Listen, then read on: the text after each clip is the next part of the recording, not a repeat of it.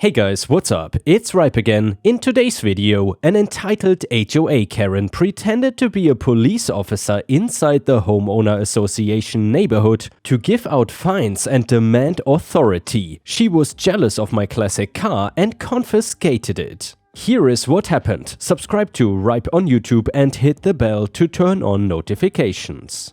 The title story starts like this. This story could get a little complicated if I go in order of what happened, so instead I want to clarify a few things right off the bat. I live in an HOA, but like a lot of people, I did not really know the exact names and faces of the people running it. This is the reason that for part of the story I did not know that the HOA Karen was not actually a police officer. For the story though, I will just be referring to her as Karen. And by the way, Ripe Stars, I recently once again upgraded to a new microphone, so maybe the sound is still a little bit weird or something because I still need to figure out the microphone position and so on.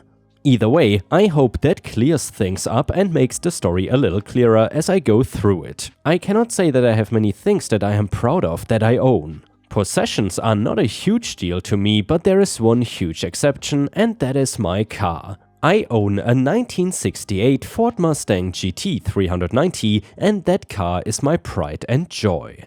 I have been able to keep it in fantastic condition and is probably the only really nice thing that I own. The rest of my house makes it seem like I don't have money, when in reality I just don't find joy in buying a bunch of expensive things that work just as well as their cheaper counterparts. The car is a classic for those that don't know, and it is worth about $80,000 with its amazing condition. Probably even more when you factor in that I had to have the car imported from the United States all the way to where I live in South Africa. The HOA around here is pretty strict and the fines get handed out for a lot of stuff that should not even matter. I once got a fine for leaving my trash cans out the entire day, which I only did because I was not home until that night. Oh, and by the way, Ripe Stars, I forgot to mention, I am still quite sick, so sorry if my voice sounds weird.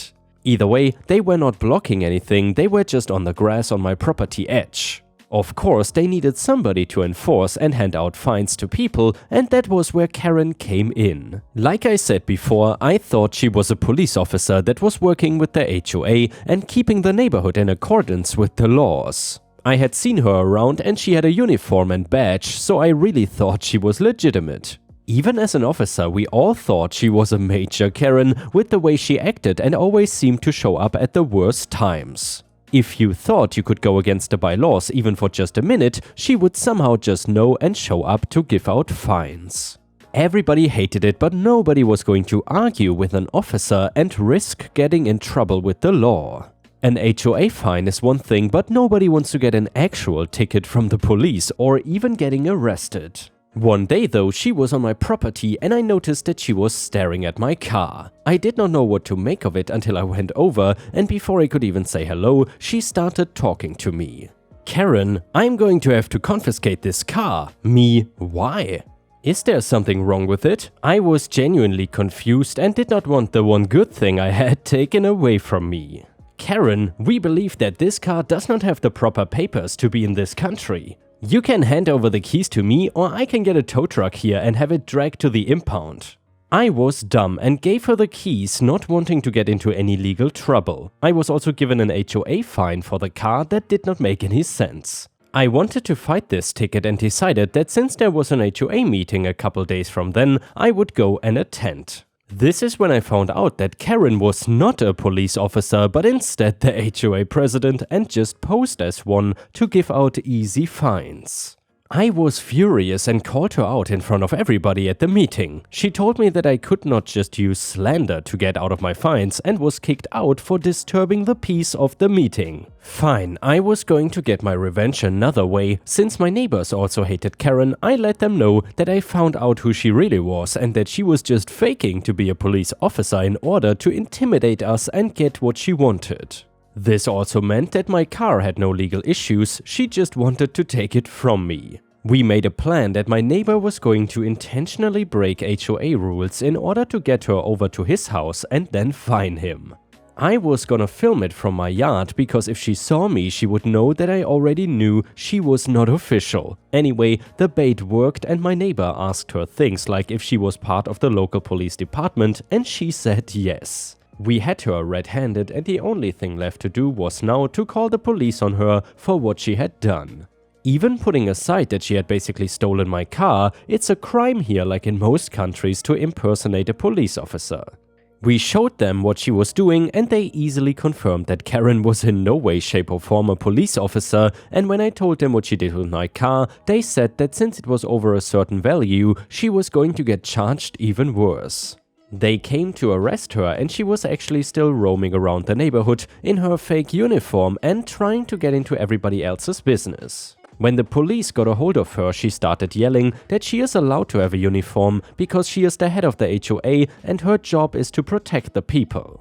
The thing is that if she had a uniform or badge that said HOA, she might have gotten away with that, which I kind of doubt by the way. Instead though, she clearly had the police department she didn't work for all over the uniform and badge. They told her that she had to take them where she put my car and she was very reluctant to do so. Honestly, if she said it was her car, then it might have caused a little bit of a delay, but she had no issues just confessing that the car was mine. In fact, she was screaming that I did not deserve a car that nice because the rest of my house looked like a homeless person lived in it. I have no idea how that even makes sense, but trying to analyze that could take all day. Essentially, she thought that since I did not want to buy the more expensive things in life for no reason, it meant that I did not deserve to have my classic car. I was lucky that it was still in perfect condition and I was not going to need to fix it or anything. I know it meant that she would not have to pay me anything for damages, but I would rather it's just not have been damaged in the first place. She was gonna get in a ton of trouble anyway for the couple of crimes she was caught committing. So, for confiscating my car, she was charged with Grand Theft Auto. However, the main charges against Karen were impersonating a police officer. At least in South Africa, we like to take those types of things very seriously to avoid more people doing it. She was not even given the option to plead guilty and get parole, and instead she was going to jail no matter what happened. I cannot recall exactly how many years she got sentenced to prison, however, I just could not believe in the end that the person I really thought was a cop ended up just being a nosy Karen who wanted the HOA to run her way by any means necessary. And yeah guys, here we just see it again, that sometimes people in HOAs are on these crazy power trips, just like the person in this story. However, I would say that most HOA presidents or board members or whatever thankfully don't go as far as this crazy Karen, as in impersonating a police officer. Either way, let's continue with the next story. This one is titled, How I Won Against the HOA. I live in a townhome with a deck on the end of the unit with the highest visibility to the street, and the rule of the HOA are very specific as to the color of the deck. Just 2 stain choices and 1 company you are supposed to only use, and they cannot be tinted. 1 is natural and 1 is brown. The deck did not need replacement, but some of the boards were rotten and it needed a step down for the safety of its cedar. One weekend I removed the bad board rail elements and bought wood. The next weekend I cut and installed the boards. Then there was an HOA meeting that I felt best to attend. I specifically asked for the color and explained that I was staining my deck this weekend and know how sensitive they are to color. They told me the colors were redwood and brown.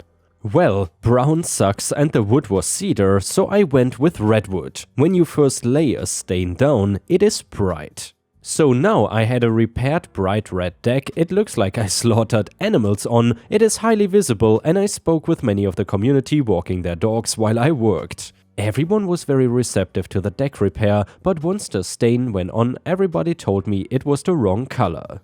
I made sure to download the handbook and check the stain to be sure it was exactly correct. You know what happened next. I received a letter that informed me that my deck was in violation and I had to fix it immediately. I reached out to our management company and said that I want to contest the violation and that I will not change a thing. If they want to pay someone to come strip and restrain, I will allow it. I said that and she put it on the schedule for the next meeting that was phone only, and they kept me muted the whole time. The president was angry that it was the wrong color, and so were others on the board. Since I was not allowed to say anything, I was getting pissed. So then I emailed the management team, one of which was in the meeting. I sent her a photo of the stained lid and the page from the bylaws that define the colors and my repeated message of "you pay for it." Within a minute of sending it to management and her forwarding it to the board, there was silence. The president spoke very calmly and said that he had no clue about the color change and the rest of the board did. Then he removed the violation and said it was their fault, and if the board wanted the color change, they were paying for it. Guess who has a red deck? Yes, that's me. And the next one is titled, "Old Man Tries to Intimidate Me Using Stolen Valor." Posted by user fangs_McWolf, and I was given permission to read it. So today I was at my local grogger store again and had an encounter with another crazy person. I pulled up and parked in a regular spot as one was open and no handicap spots were available. All good though, as I don't desperately need a handicap spot. After getting out of my car, I noticed that one of the vehicles was a company vehicle, or at least one that advertised a business, and thought that was a little odd. No indication of disability on the license plate, so I looked through the windshield and no placard there either. I took a few pictures and went on my way, went inside to the pharmacy for an appointment and was there for a short time. Upon leaving the store, I noticed a guy with a cane closing the back of the vehicle. A family-style van, by the way, and recognized him as being a guy that was also at the pharmacy. It was clear to me that he does indeed have a disability, so any doubts of him having a legitimate need to be in the spot went away. However, in order to save him from any headaches in the future, I felt it would be a kind gesture to remind him about displaying his placard. I was assuming he had one, benefit of the doubt sort of thing, and went over to him, mentioned that he forgot to display it, never questioning or doubting that he had one or anything to challenge his legitimacy of being in the spot. His reaction? To get nasty with me. He showed where his placard was, which was on the dash, but far from the windshield and covered up so that only the registration number was visible. As in, not properly displayed since the expiration date was not visible and it was hard to see the placard unless you knew where to look for it. He then proceeded to try to intimidate me by telling me that he was some long-winded rank and group he was from and had knee surgery or something a few days prior and that I better move along.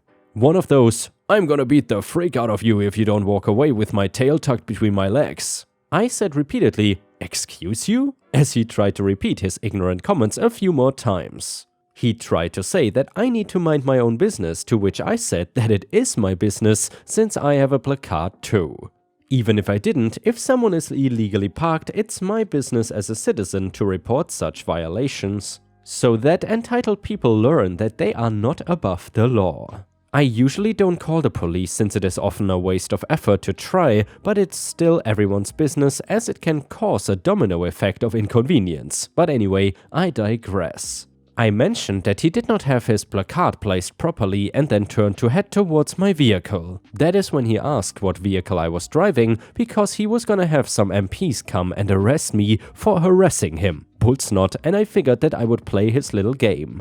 I told him that I had not broken any laws and he tried again and then he got on his phone. He legit had a phone, but he did one of those fake phone call things. While pretending to be on the phone, he spewed off his BS rank and group information again, claimed a citizen was harassing him, wanted me arrested, described me as being over a decade older than I am. Screw you! And underestimated my weight by about 80 pounds. Thank you. And also made a comment about how they could take me to Ford, I forgot which one he named, he does not care, and also in the conversation mentioned how he had just had surgery on his knee or leg or whatever 3 hours earlier. Wolf a-hole mode activated. My guess is he was hoping I would go scurrying off to my vehicle to leave ASAP out of fear. But nope, I decided to step a few feet over to a wooden fence and sit my fat ass down to wait for his cavalry to show up. After a few minutes, he must have realized that his attempts to bluff me were not going to work because he turned on his car and then left. As he was backing out of his spot, I yelled out to him that I called his bluff just to rub it in that he tried to bullsnot someone who was smarter than him. To address possible arguments, I approached him respectfully with a reminder about displaying his placard. After all, if he had one, and again I never challenged him about it, he can still get a ticket if it's not displayed properly while parked in a handicapped spot. I have done this before and the response has been that of thanking me for pointing it out and even getting out the placard to show me that they legit have one, even though I never ask for proof because I'm not a law enforcement officer nor am I an authority over them. It's purely a mention in an effort to avoid unnecessary complications in the future. It was very obvious that he was full of BS because while some surgeries are outpatient and a person can leave in nearly no time flat, something as intrusive as he was claiming to have would have had him in the hospital for most of the rest of the day, or at least on bed rest, and to stay the frick off of his feet. Add in the lack of bandages on his legs, lack of any bruises or stitches, etc., you get the idea. So doubtful that he had surgery in the last few days, though still possible, but definitely not possible it was done this very day. I say stolen valor in the title because it sounds to me like he invented an impressive sounding rank and group to reference so that he could try to sound important. I don't mean the "I'm a retired captain from the National Air Seal Army, I jumbled it on purpose." No, it was a long-winded rank that had me wondering if he saw Spaceballs and took one scene as a challenge to outdo. Part of me wonders if each word is a code word that when decoded would translate to "I'm your father's brother's nephew's cousin's former roommate." Though that's not long enough for what he spewed out as his rank. If he really was a veteran, he most likely would have appreciated that, as I, a regular citizen, am not just taking freedom for granted, and I am instead trying to be mindful to and about others. Even those from the military that have never served in a war or any sort of battle have served our nation, and if reminding them of something they forgot to do can help save them an unnecessary hassle in the future, and then it's something we should do. I doubt this guy is a vet, but if he is an embarrassment to other vets because he acts like he's got authority over others. While on his fake call, he barely paused enough that anyone on the other end would have gotten a word in edgewise. Let's also address the fact that military police cannot arrest a civilian beyond the level of a citizen's arrest, at least not if it is not directly military or national security related. I'm not sure if they can then, but for this situation, they definitely couldn't. If he really had called someone to come and arrest me, he definitely wouldn't have left as soon as he did. In a situation like this, the person who is on the wrong usually tends to leave first out of fear or shame. I knew I had not broken any laws, and he knew I had not broken any laws. The standoff was on who could outweigh the other, and he recognized that I was not showing any signs of trying to leave. For anyone thinking that I shouldn't have said anything to him, if I had parked in a handicapped spot and forgot to display my placard, I would be grateful if someone mentioned it to me, because it serves as a reminder in the future to make sure it is showing.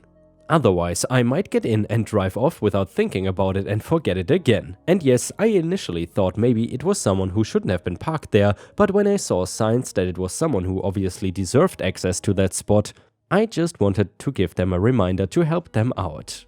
Otherwise, I would have not approached the person if they looked able-bodied, because they still might be legit, or they might just be someone who feels entitled to the spot even though they have no valid reason to use it. Either way, would have been a bad idea. And you know, Ripe Stars, that reminds me, just recently here in the Thai news there was a report about absolutely entitled sports car owners that frequently park in the disabled spots at Bangkok's biggest airport, and even when they are getting called out, they simply don't care because the fine is actually quite small to pay. However, I guess after they got shamed on national television, maybe they won't do it again in the future. Either way, thank you very much for watching. I hope to see you again tomorrow.